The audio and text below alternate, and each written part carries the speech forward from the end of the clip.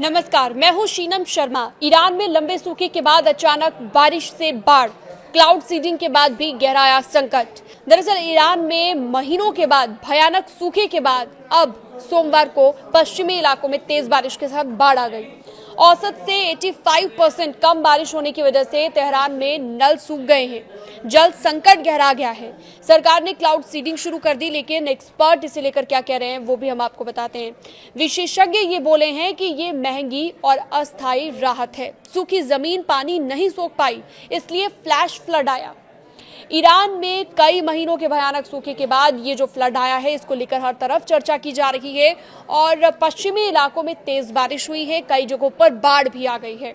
मौसम विभाग ने पहले ही 6 पश्चिमी प्रांतों में बाढ़ की चेतावनी जारी कर दी थी और कहा था देश के 31 में से 18 प्रांतों में बारिश होगी। ये बारिश वीकेंड पर शुरू हुई क्लाउड सीडिंग के बाद हुई है, लेकिन एक्सपर्ट ये कहते हैं कि ये संकट का स्थायी समाधान यानी कि सॉल्यूशन नहीं है।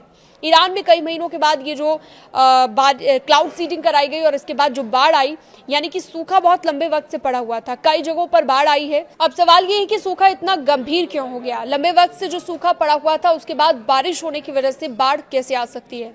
ईरान दशकों का सबसे खराब बारिश और पानी का संकट झेलता आ रहा है। इस साल की बात करें तो इस साल औसत से लगभग 85% कम बारिश हुई है। झीलें, बांध और जलाशय सूख गए हैं। राजधानी तेहरान की बात करें तो कई हिस्सों में नल से पानी तक नहीं आ रहा है। ये स्थिति यहाँ पर हो चुकी है और उसके बाद जब क्लाउड सीडिंग कराई गई, बारिश कराई गई तो बाढ़ आ गई। कुछ प्रांतों में बारिश का मौसम शुरू हुए 50 दिन हो चुके हैं, लेकिन एक बूंद भी पानी यहाँ पर नहीं गिरा है।